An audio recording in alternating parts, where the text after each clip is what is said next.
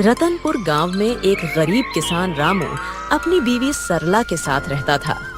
सुबह के वक्त मिट्टी के छोटे से घर में चूल्हा जल रहा था, जिस पर लोहे की कढ़ाई में थोड़ी सी सब्जी पक रही थी।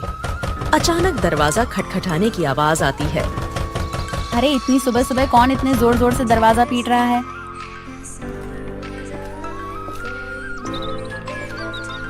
दरवाजा खोलते ही सेठ हरीलाल गुस्से में लाल पीला खड़ा था, जो कि बहुत लालची और चालबाज है। वह हर किसी से 2 गुना ब्याज वसूलता था। रामू, बहुत हो गया तेरा नाटक। मेरे पैसे कहाँ हैं? सेठ जी, कल ही तो मैंने आपको पूरी रकम दे दी थी और पूरा हिसाब पक्का कर दिया था, और मैंने आपके पुराने पैसे भी कब के लौटा दिए हैं। देर की वजह से तेरा ब्याज बढ़ गया। अब वो उधार तुझे 5 गुना ब्याज के साथ लौटाना होगा। 5 गुना? सेठ जी, ये तो अन्याय है। मैंने मेहनत करके ब्याज सहित पूरे पैसे चुका दिए हैं। मैं गरीब आदमी इतना भारी ब्याज कैसे दे सकता हूँ? ज्यादा जुबान मत चला। अगर पैसा नहीं दिया ना, तो तेरे घर का ताला तोड़कर बर्तन कपड़ा सब उठा ले जाऊंगा। तेरी बैलगाड़ी भी बेच दूंगा। सेठ जी, गरीब का खून चूसकर आपको क्या मिलेगा? हमारे साथ ऐसा मत करिए। इतना ज्यादा ब्याज मैं नहीं दे पाऊंगा। पैसे तो तुझे देने ही पड़ेंगे। देख लूंगा मैं तुझे। याद रखना रामू, हरीलाल से पंगा लेना आसान नहीं है। सेठ रामू को धमकाते हुए चला जाता है, लेकिन जाते जाते अपने नौकर को कहता है, इस गरीब भिखारी की इतनी मजाल, मुझे ना बोलकर इसने गलती कर दी। इसे तो सबक सिखाना पड़ेगा, ताकि गांव में बाकी गरीब भी डर में रहे। आप बताइए, ये जिंदगी कब बदलेगी? रोज रोज 2 वक्त की रोटी के लिए जूझना पड़ता है। कभी मन करता है घर की टूटी छत ठीक करवा दूं, तो कभी सोचती हूँ कि हमारे पास भी अच्छे कपड़े हों, लेकिन लगता है किस्मत ने हमें बस तंगी ही दी है। मुझे पता है तुम्हें तकलीफ है, पर मैं क्या करूं? खेत छोटे हैं, बारिश वक्त पर नहीं होती, ऊपर से कर्ज का बोझ भी सर पर है। मैं दिन रात मेहनत करूं, तब हमारे हिस्से में यही नमक रोटी आती है। मेहनत?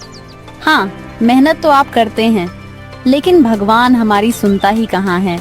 लगता है जैसे भाग्य ने हमें इस गरीबी में ही सड़ने के लिए भेजा है। सरला ने आह भरी और चुपचाप सब्जी पकाने लगी। कमरे में सन्नाटा था। रामू ने मन ही मन ठान लिया, आज खेत में चाहे जान निकल जाए, पर घर लौटकर कुछ ऐसा लाऊंगा जिससे सरला के चेहरे पर मुस्कान आ जाए। रामू को नहीं पता था कि आज का दिन उसकी जिंदगी की सबसे बड़ी कहानी की शुरुआत करने वाला है। सुबह के वक्त रामू खेत जाने के लिए घर से निकल रहा है। सुबह की हल्की हल्की धूप खेतों पर पड़ रही थी। सरला के मन में आज कुछ हलचल सी चल रही थी। रामू रोज गांव के बीच से होकर जाने वाला रास्ता मंदिर के पास से गुजरता था। रामू रोज इसी रास्ते से जाता था, क्योंकि यही सबसे छोटा और आसान रास्ता था। मंदिर में उस वक्त बस पुजारी ही थे जो सफाई कर रहे थे। प्रणाम पंडित जी, कैसे हैं आप? तबीयत ठीक है ना आपकी? हाँ बेटा, सब अच्छा है। भगवान का आशीर्वाद तुझ पर हमेशा बना रहे। पुजारी से बात करके रामू अपने खेत की तरफ निकल जाता है। उसी शाम गांव का सबसे अमीर सेठ हरीलाल अपने नौकर के साथ बैठा था। वह बहुत लालची और चालाक था। उसके मन में एक खतरनाक योजना पनप रही थी। सेठ हरीलाल अपने बड़े से घर में खाट पर बैठा पान चबा रहा था। पास में उसका नौकर कालू खड़ा था। अरे कालू सुन, मंदिर के गहनों को देखकर मेरा जी ललचा गया है। कल रात मंदिर में जो सोने चांदी के गहने हैं ना, वो मेरे घर में होने चाहिए। गांव वाले मेरी इज्जत करते हैं, लेकिन पैसा और बढ़ाना है मुझे। सेठ जी, पर यह तो पाप का काम होगा। भगवान के घर से गहने चुराना अच्छा नहीं लगेगा। अरे मूर्ख, भगवान को क्या जरूरत है गहनों की? उनका क्या होगा इनसे? असली भगवान तो पैसा है, और पैसा इंसान के हाथ में अच्छा लगता है। पर गांव वाले अगर उनको पता चल गया तो? बस यही तो मजा है। चोरी हम करेंगे और इल्जाम किसी और पर लगेगा। पता है किस पर? उस गरीब रामू पर। आज उसकी और उसकी बीवी की जुबान बहुत ज्यादा ही चल रही थी। रामू, वो तो रोज मंदिर के पास से ही अपने खेत के लिए जाता है ना? हाँ, हम इसी बात का फायदा उठाएंगे। सबको लगेगा कि उसी ने चोरी की। गांव वाले पहले ही उसे तिरछी नजरों से देखते हैं। बस आज रात ही हम अपना काम कर देंगे और सुबह हंगामा हो जाएगा। तू बस ये याद रख, कोई गलती नहीं होनी चाहिए। आधी रात को हम मंदिर में घुसेंगे, गहने उठाएंगे और अपने गोदाम में छुपा देंगे। सुबह मैं खुद शोर मचाऊंगा और रामू का नाम लूंगा।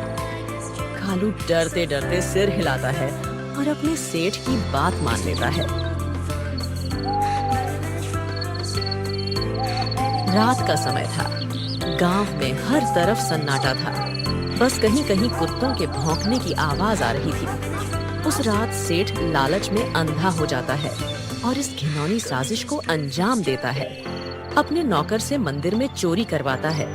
पास ही अंधेरे में एक काली बिल्ली म्याऊं करके गुजर जाती है, जैसे वो इस पाप की गवाही दे रही हो।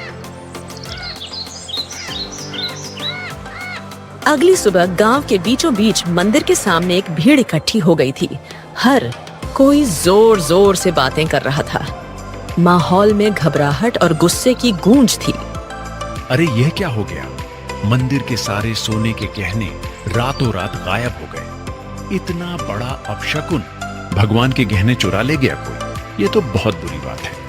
इसी बीच रामू रोज की तरह खेत की तरफ जाने के लिए उसी रास्ते से गुजर रहा था। भीड़ देखकर वो रुक गया और पास आ गया। अरे क्या हो गया भाई लोग, इतनी सुबह सुबह ये भीड़ किस बात की है? अरे रामू, तूने सुना नहीं मंदिर में चोरी हो गई? भगवान के सारे गहने कोई उठा ले गया। रामू यह सुनकर चौंक जाता है। भीड़ में खड़ा सेठ, जो असल में चोरी किया था, वह बहुत मासूम बन रहा था। पंडित जी आप बताइए, कल रात तक तो गहने मंदिर में थे, फिर अचानक कौन ले गया? आप बताइए पंडित जी, क्या आपने मंदिर के आसपास किसी को आते जाते देखा है? आपको किसी पर शक है क्या?